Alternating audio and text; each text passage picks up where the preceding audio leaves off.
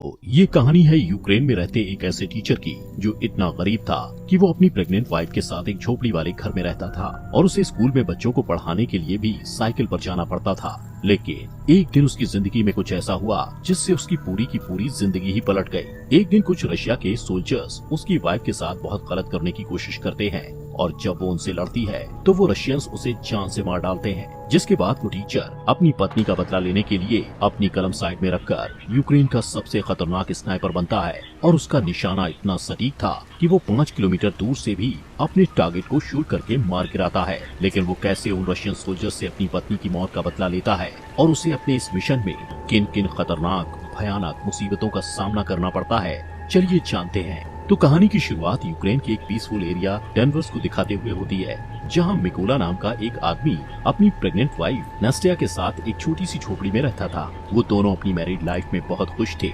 नास्टिया एक drawing artist थी, उसे ड्राइंग बनाना और लकड़ी पर नक्काशी करना बहुत पसंद था। एक दिन वो मिकोला की सुरक्षा के लिए लकड़ी का एक एंजल बनाकर मिकोला के बाजू में बांध देती है। मिकोला उनके घर के पास ही एक स्कूल में मैथ पढ़ाता था। वो रोज अपनी साइकिल से बच्चों को पढ़ाने स्कूल जाया करता था।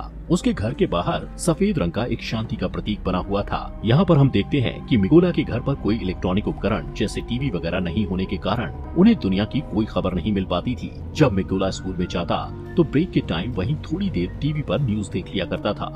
ऐसे ही एक दिन टीवी पर दिखाई जा रही न्यूज से उसे पता चलता है कि यूक्रेन की राजधानी में प्रोटेस्टर्स को मारा जा रहा है और रशिया यूक्रेन पर हमला करके उस पर कब्जा करना चाहता है। अब इस खबर को सुनने के बाद निकोला क्लास में बच्चों को पढ़ाने के लिए जाता है और वो बच्चों को बड़े प्यार और अच्छे तरीके से पढ़ाता है। लेकिन इसी क्लास में इवान नाम का एक बदमाश लड़का भी पढ़ता था, जो मिकोला को बिल्कुल भी पसंद नहीं करता था और इसीलिए उसे जब भी मौका मिलता तो वो मिकोला की इंसल्ट करता और मिकोला को हटवाने के बारे में ही सोचता रहता। पर मिकोला उसकी हरकतों से कभी गुस्सा नहीं होता था। एक दिन सुबह जब मिकोला स्कूल पढ़ाने के लिए जा रहा होता है तो रास्ते में वो कुछ सोल्जर्स को खड़ा देखता है, जिन पर वो ज्यादा ध्यान नहीं देता और आगे बढ़ जाता है। अब जैसे ही वो स्कूल पहुंचता है तो देखता है कि पूरा का पूरा स्कूल खाली पड़ा है, जिससे वो थोड़ा सोच में पड़ जाता है। तभी वो टीवी पर एक न्यूज देखता है जिसमें दिखाया जा रहा था कि यूक्रेन पर कब्जा करने के लिए रशियन आर्मी यूक्रेन में घुस चुकी है, जिससे उसे समझ में आ जाता है कि उसने रास्ते में जो सोल्जर्स देखे थे वो दरअसल रशियन सोल्जर्स थे। अब पूरा मामला समझते ही वो तुरंत अपने घर की तरफ भागता है, क्योंकि नास्टिया घर पर अकेली थी।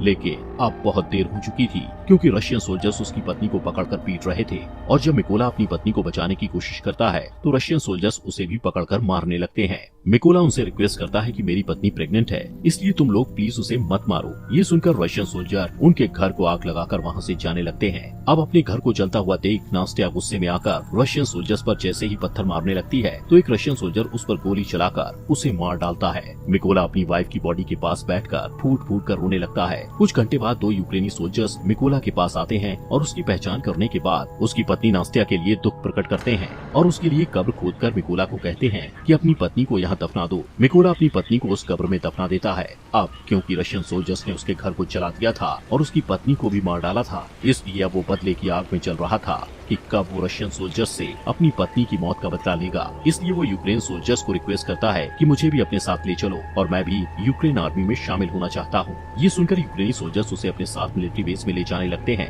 लेकिन जाने से पहले मिकोला लकड़ी के उस एंजल को अपने पास रख लेता है जो उसकी वाइफ ने उसकी सुरक्षा के लिए बनाया था। जब वो मिलिट्री बेस में पहुँचते हैं तो वहाँ उनका कमांडर मिकोला को आर्मी में शामिल नहीं करता और कहता है कि ये बंदा जासूस भी हो सकता है। लेकिन मिकोला कमांडर को कहता है कि रशियन सोल्जर्स ने मेरे घर को जला दिया और वो लोग मेरी पत्नी को मेरी आंखों के सामने मारकर वहाँ से चले गए, इसलिए मेरे पास अब जीने की कोई वजह नहीं बची और मैं रशियन सोल्जर्स को मारकर ही दम लूंगा और अपने देश को बचाऊंगा ताकि रशियन सोल्जर्स किसी और के घर को न उजाड़े।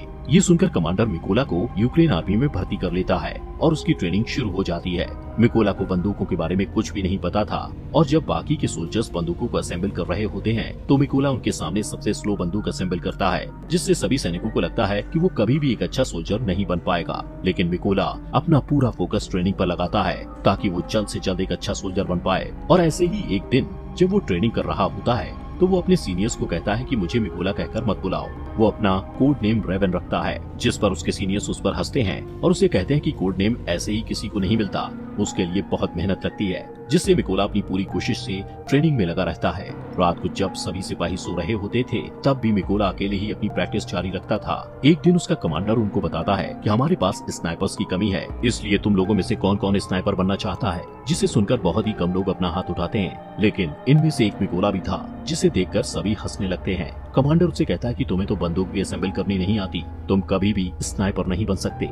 लेकिन मिकोला कहता है कि मैं एक अच्छा स्नाइपर बन सकता हूँ और मैं ये साबित कर सकता हूँ। वो कमांडर को कहता है कि आप मेरा कोई भी टेस्ट ले सकते हो। तब कमांडर उसे टेस्ट देते हुए कहता है कि तुम्हें सिर्फ 20 सेकंड में इस AK-47 बंदूक को असेंबल करना होगा। तब मिकोला आंखों पर पट्टी बांधकर बंदूक को असेंबल करना शुरू करता है और सिर्फ 18 सेकंड में ही AK-47 को असेंबल कर देता है। ये देखकर सभी हैरान रह जाते हैं और जो लोग पहले मिकोला पर हंस रहे थे अब वो उसके लिए तालियां बजाने लगते हैं। इसके बाद मिकोला की स्नाइपर ट्रेनिंग शुरू हो जाती है और मिकोला स्नाइपर की ट्रेनिंग को पूरी जी जान से सीखने लग जाता है। ऐसे ही कुछ दिनों बाद वो दिन आ जाता है जिस दिन इन सभी स्नाइपर्स को बंदूकें दी जानी थी।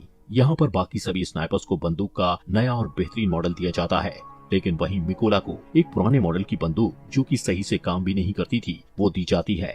अपने साथ ऐसा भेदभाव देखते हुए मिकोला अपने सीनियर से कहता है कि सर मुझे भी नए मॉडल की बंदूक दीजिए, जिस पर उसका सीनियर उसे गुस्से से कहता है कि पहले तुम्हें प्रूव करना होगा कि तुम एक अच्छे स्नाइपर हो, उसके बाद तुम्हें नए मॉडल की बंदूक मिल जाएगी। जिसके लिए मिकोला तैयार हो जाता है। अब इन सभी स्नाइपर्स की लास्ट ट्रेनिंग शुरू होती है, जिसमें उन्हें सबसे पहले सीनियर सभी स्नाइपर्स को बताता है कि जब तुम लोग अपने दुश्मन पर छुपकर निशाना साध रहे होगे तब तुम लोगों को चाहे जो भी परिस्थिति आ जाए बिल्कुल भी हिलना नहीं है और सिर्फ अपने टारगेट पर फोकस करके उसे शूट करना है। इसके बाद सीनियर एक एक करके सभी स्नाइपर्स के पास शूट करने लगता है और जो भी सोल्जर गोली लगने के डर से जरा सा भी हिलता है तो उसे ट्रेनिंग से बाहर कर दिया जाता है। ऐसे ही जब मिकोला के पास सीनियर गोली चलाता है तो वो अपनी जगह पर ही निडरता से लेटा रहता है। यहाँ पर मिकोला अपने टारगेट पर उसी पुरानी बंदूक से निशाना लगाने की कोशिश करता है, लेकिन तभी इनका सीनियर उसे कहता है कि तुम्हें सिर्फ एक ही बार अपना टारगेट देखने को मिलेगा। और जैसे ही मिकोला अपना टारगेट देखता है तभी उसकी आंखों को ढक दिया जाता है, जिससे मिकोला का निशाना थोड़ा चूक जाता है। लेकिन सभी को पता था कि अगर मिकोला को नई बंदूक दी जाती और उसकी आंखों के आगे कुछ न रखा जाता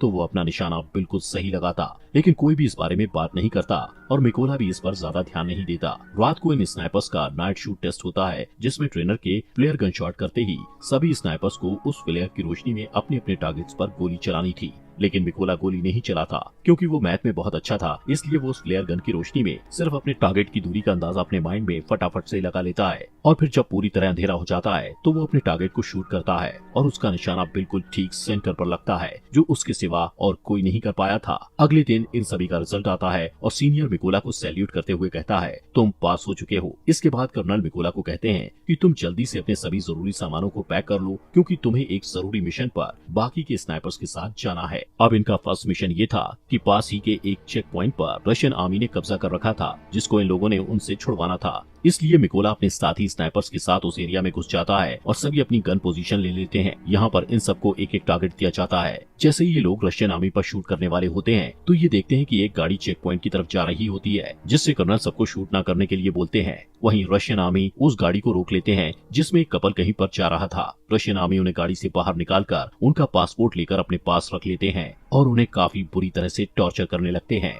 जिसे देखकर जैसे ही कर्नल स्नाइपर को शूट करने के लिए कहता है तो एक ही झटके में सभी स्नाइपर्स अपने अपने टारगेट को शूट करके निपटा देते हैं। अब इन स्नाइपर्स का पहला मिशन सक्सेसफुल हो गया था, इसलिए ये सभी खुशी खुशी वापस बेस में आते हैं। तब मिकोला वहाँ देखता है कि उसके बाकी के साथी बेस में नहीं है और जब वो इसके बारे में पूछता है तो उसे पता चलता है कि वो एक दूसरे मिशन पर गए हुए हैं। यहाँ पर मिकोला को ये भी पता लगता है कि उस मिशन पर उसके कई साथी मारे गए हैं और उन सबको एक ही स्नाइपर जिसका नाम सेरी है उसने मारा है, जो रशियन आर्मी का सबसे बेहतरीन स्नाइपर है।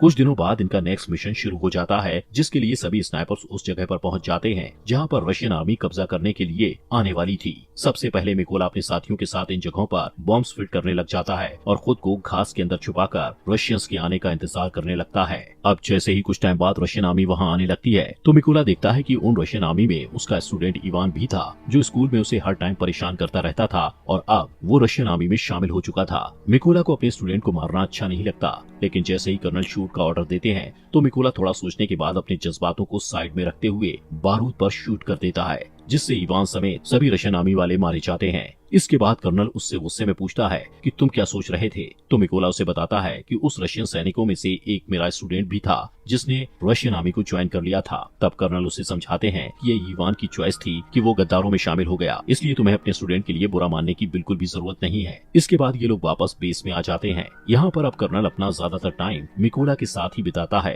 क्योंकि अब वो पूरी तरह से मिकोला पर विश्वास करने लगा था। कर्नल मिकोला को बताता है कि मेरी 2 बेटियां हैं और उनको नहीं पता कि मैं आर्मी में कर्नल की जॉब करता हूँ। उनको मैं ये कहकर आया हूँ कि मैं एक काफी बड़ा बिजनेस करता हूँ, और मेरी वाइफ भी मेरी बेटियों को नहीं बताती कि मैं कर्नल की पोस्ट पर हूँ। ये सुनकर मिकोला भी कर्नल को अपनी पत्नी की आखिरी निशानी दिखाता हुआ काफी ज्यादा इमोशनल हो जाता है। दोस्तों, आगे बढ़ने से पहले आप सभी का दिल से शुक्रिया आपके अपने फॉक्स एक्सप्लेनर हिंदी चैनल को सब्सक्राइब करने के लिए। अब इसके बाद अगले दिन ये लोग फिर से अपने अगले मिशन पर निकल पड़ते हैं, और ये लड़ाई काफी बड़ी थी, इसलिए सभी स्नाइपर्स छुपने के लिए खाई खोदते हैं और अपनी अपनी पोजीशन ले लेते हैं। यहाँ पर ये लोग इसलिए आए थे क्योंकि इन्हें कहीं से पता चल गया था कि रशिया के कुछ सिपाही इधर कब्जा करने के लिए आ रहे हैं। इस मिशन में कर्नल मिकोला के साथ ही थे। तभी कुछ टाइम बाद मिकोला यहाँ पर नोटिस करता है कि उन रशियन सोल्जर्स के साथ वो सोल्जर भी आया था जिसने उसकी पत्नी को गोली मारी थी। वो सोल्जर बिल्कुल ही मिकोला के निशाने पर था। ये देखकर मिकोला कर्नल से पूछता है क्या मैं उस पर शूट कर सकता हूँ, जिस पर कर्नल कहता है कि अभी नहीं। मिकोला फिर से देखता है कि वो रशियन बिल्कुल उसके निशाने पर है और शायद फिर उसे कभी ये मौका न मिले, इसलिए वो फिर से कर्नल से पूछता है, तो कर्नल उसे फिर से मना कर देता है। अब क्योंकि मिकोला का मिशन ही यही था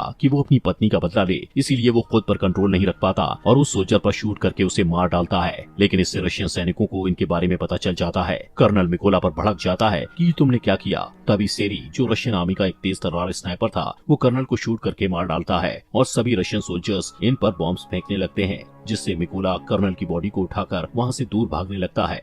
लेकिन कुछ देर बाद वो रशियंस की रेंज से बाहर चला जाता है। मिकोला वापस बेस में आता है, लेकिन वो बहुत उदास था क्योंकि उसकी गलती की वजह से कर्नल मारा गया था। मिकोला अब ये कसम खाता है कि वो सेरी को कहीं से भी ढूंढकर उसे मार देगा और कर्नल की मौत का बदला लेगा। इसीलिए वो अगले मिशन के लिए अकेला ही निकल पड़ता है। थोड़ी दूर जाने के बाद उसे कुछ रशियन स्नाइपर्स की लोकेशन पता चलती है, जिससे वो अपने टारगेट फिक्स करके एक रशियन स्नाइपर को शूट करके मार गिराता है। लेकिन तभी दूसरा रशियन स्नाइपर मिकोला पर शूट करता है, जिससे मिकोला के हाथ को गोली छू कर निकल जाती है और वो घायल हो जाता है। लेकिन फिर भी मिकोला उस स्नाइपर को शूट करके मार गिराता है। अब क्योंकि मिकोला जख्मी था, तो इसलिए वो एक सीक्रेट अड्डे पर जाकर अपने जख्म के ठीक होने का इंतजार करता है। तभी आर्मी हेड उसे कॉल करके कहता है कि हमारी आर्मी ने उस स्नाइपर का पता लगा लिया है जिसने कैप्टन को मारा था। हेड मिकोला को कहता है कि तुम जल्दी से बेस पर आ जाओ, जिससे मिकोला बेस में पहुंचता है। अब मिशन शुरू होने से पहले सभी सैनिकों को सारी जानकारी दी जाती है कि उस स्नाइपर की गोलियां बहुत दूर तक जाती हैं। उसने अब तक 5 सबसे कारगर यूक्रेनी स्नाइपर्स और 3 मशीन गनर्स को मार गिराया है और उस स्नाइपर का नाम है सेरी। हेड उन सबको ये भी बताता है कि सेरी पहले यूक्रेनी सोल्जर्स को मारता है और फिर उनकी फोटोज और वीडियोस को रिकॉर्ड करके इंटरनेट पर पोस्ट कर देता है, ताकि वो यूक्रेनी लोगों और खासकर यूक्रेनी आर्मी का मनोबल तोड़ पाए और वो हार मान ले। सेरी के पोस्ट इंटरनेट पर डालने से यूक्रेन आर्मी को उसकी लोकेशन का पता चल गया था। यहाँ पर कुछ सैनिक कहते हैं कि हमें उस लोकेशन पर माइंस बिछा देनी चाहिए। तब मिकोला उन्हें कहता है कि नहीं, हम ऐसा नहीं कर सकते, क्योंकि जब तक हम उस जगहों पर माइंस बिछाएंगे तब तक सेरी हमारा सफाया कर देगा। इसलिए हेड उनसे कहता है कि हम वहाँ 2 ग्रुप्स में जाएंगे। एक ग्रुप उन रशियन स्नाइपर्स पर सामने से अटैक करेगा, जिसमें वो लोग बिजी हो जाएंगे। तभी दूसरे ग्रुप वाले उन पर अटैक करेंगे, जिससे उनका ध्यान बढ़ जाएगा और मिकोला इसी का फायदा उठाकर उस बिल्डिंग के अंदर चला जाएगा जहाँ पर रशियन स्नाइपर्स होंगे और उनको मार गिराएंगे। प्लान बन जाने के बाद ये लोग बिल्कुल ऐसा ही करते हैं और जल्द ही अपनी अपनी पोजीशन पर पहुंच जाते हैं और रशियंस का ध्यान भटकाने में कामयाब हो जाते हैं और मिकोला को मौका मिल जाता है बिल्डिंग में एंटर होने का। मिकोला वहां पर अपने सामने 2 रशियन स्नाइपर्स को देखकर उन पर हमला करके उन्हें मारकर आगे बढ़ जाता है। मिकोला अपने साथियों को कहता है कि मेरा रास्ता क्लियर कर दो, जिससे सभी यूक्रेन सोल्जर रशियन के बहुत सारे सैनिकों को मारकर उसके लिए रास्ता साफ कर देते हैं। मिकोला आगे बढ़ता है। वहीं सेरी ये नोटिस करता है कि कोई भी सोल्जर उसे रिपोर्ट नहीं दे रहा, जिससे उसे थोड़ा शक होता है और वो चेक करने के लिए खुद ही छत पर जाने लगता है, क्योंकि छत पर भी एक रशियन स्नाइपर था जो अब मर चुका था। ये देखकर वो वापस अपनी पोजीशन पर वापस आ जाता है। तब उसे मिकोला की पत्नी का खिलौना दिखाई देता है। उसी वक्त मिकोला ऊपर से कूदता है और सेरी को मार डालता है। तभी एक और रशियन स्नाइपर को थोड़ी आवाज आती है, जिससे वो अलर्ट हो जाता है। लेकिन मिकोला उसी टाइम उसके पास एक ग्रेनेड फेंकता है और अब उस स्नाइपर का भी काम तमाम हो जाता है। लेकिन यहाँ पर हम देखते हैं कि सेरी जब ऊपर छत पर चेक करने गया था, तो उसने अपने रशियन आर्मी से फोन करके बैकअप बुलाया था। इसलिए अब रशियन आर्मी वहाँ पर आ रही होती है। उन लोगों को नहीं पता था कि सेरी मारा जा चुका है, इसलिए वो सेरी को कॉल करके कांटेक्ट करते हैं, लेकिन कॉल मिकोला उठाता है और कहता है कि तुम लोगों का अब टाइम खत्म हो चुका है। ये कहकर वो ट्रक के ड्राइवर को शूट कर देता है, जिससे सभी रशियन सिपाही ट्रक से बाहर निकल जाते हैं। लेकिन उन्हें नहीं पता था कि यूक्रेन के स्नाइपर्स ने पहले ही उन पर निशाना साध रखा था। तभी सभी यूक्रेनी स्नाइपर्स उन पर गोलियों की बारिश कर देते हैं और मार डालते हैं। अब सभी को मारने के बाद मिकोला अपनी पत्नी की कब्र पर जाता है और उसे उदास भरे मन से कहता है कि मैंने अपने दुश्मनों से बदला ले लिया, लेकिन मुझे अब अपने देश की सेवा करनी है, इसलिए मुझे जाना होगा। इतना कहते हुए वो अपने अगले मिशन पर निकल पड़ता